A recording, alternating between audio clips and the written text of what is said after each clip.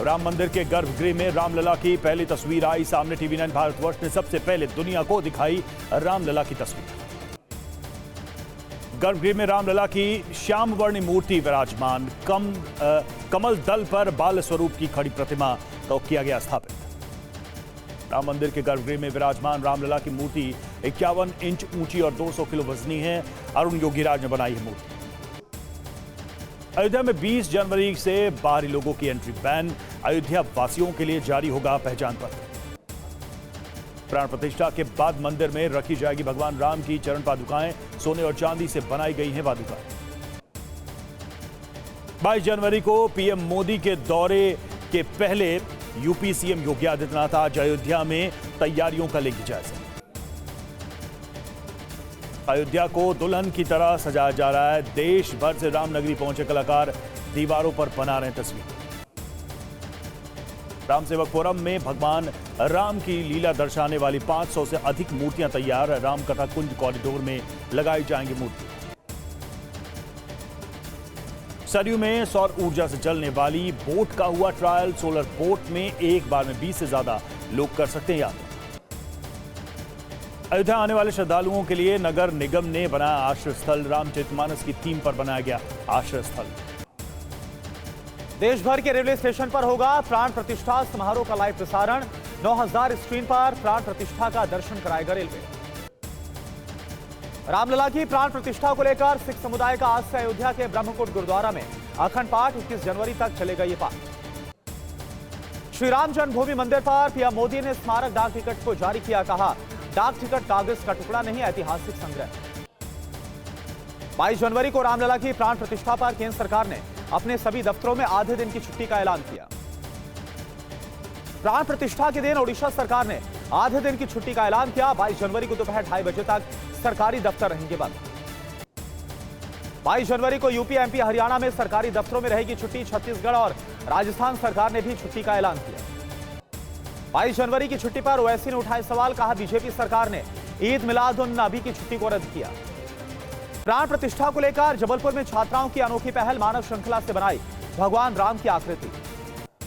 रामलला की प्राण प्रतिष्ठा को लेकर हरियाणा में 21 जनवरी को सुंदरकांड पाठ कराएगी आप। सभी जिला मुख्यालयों में होगा पाठ। ईरान ने पाकिस्तान में जैश अल अदल समूह मुख्यालय का ड्रोन फुटेज किया जारी, जहां उसने पहले हमला किया। ईरान और पाकिस्तान के बीच बढ़े तनाव के बीच राष्ट्रपति रईसी ने बुलाई इमरजेंसी बैठक। अलर्ट मोड में पाकिस्तान के एयर डिफेंस। पाकिस्तान के कार्यवाहक पीएम बुला सकते हैं राष्ट्रीय सुरक्षा समिति की बैठक। एनसीसी की बैठक में होगा पाक ईरान तनाव पर मंथन। ईरान में 50 किलोमीटर अंदर घुसे पाकिस्तानी विमान और पाकिस्तान में पाकिस्तानी एयरफोर्स के एक्शन में 9 लोग। ईरान और पाकिस्तान के बीच सुलह की कोशिश करेगा तुर्की। तनाव कम कराने के लिए दोनों देशों के विदेश मंत्रियों से की बात। ईरान ने बॉर्डर पर तैनात की मिसाइल तैनाती का सामने आया वीडियो। पाकिस्तान पर हमला कर सकती है ईरानी सेना। ईरानी विदेश मंत्रालय ने हमले की निंदा की। कहा, उम्मीद है आतंकी समूहों को रोकने में अपने दायित्वों का पालन करेगा पाकिस्तान। अमेरिकी राष्ट्रपति बाइडेन का बड़ा बयान। कहा, ईरान और पाकिस्तान के बीच झड़पें दिखाती हैं कि इलाके में ईरान को पसंद नहीं करते। अमेरिकी राष्ट्रपति बाइडेन का बड़ा बयान। रेड सी में जहाजों पर हमले बंद होने तक हूती के खिलाफ जारी रहेगा ऑपरेशन। व्हाइट हाउस के प्रवक्ता जॉन किर्बी का बड़ा बयान। कहा, अमेरिका नहीं चाहता कि ईरान और पाकिस्तान के बीच सशस्त्र संघर्ष बढ़े।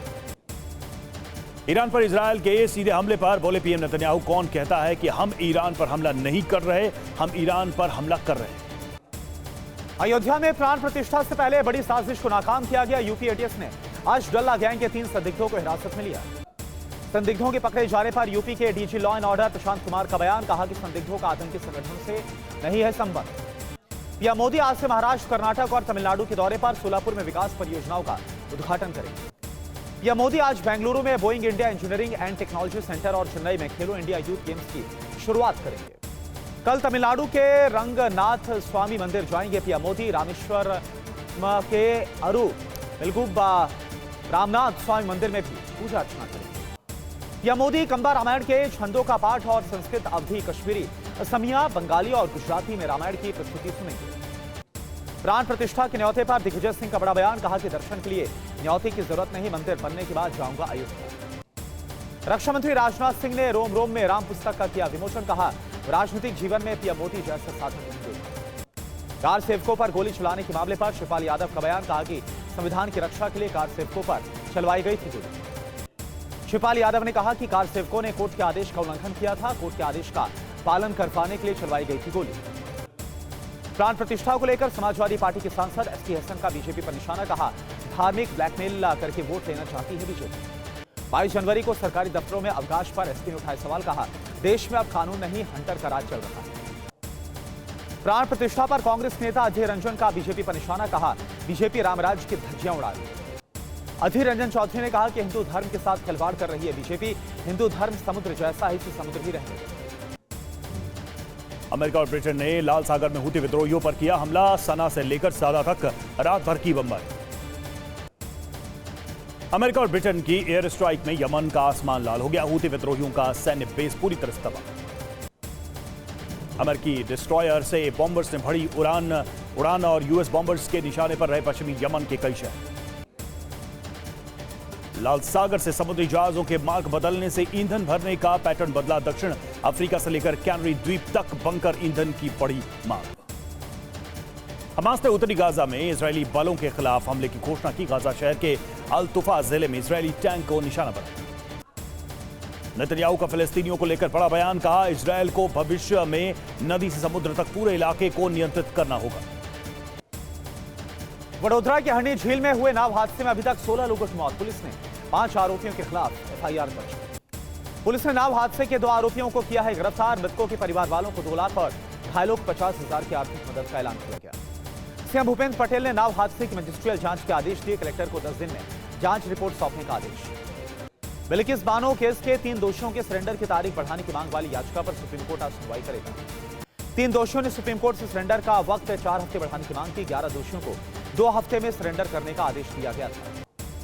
टीएमसी नेता महुआ मोइत्रा को दिल्ली हाईकोर्ट से बड़ा झटका लगा। बंगला खाली करने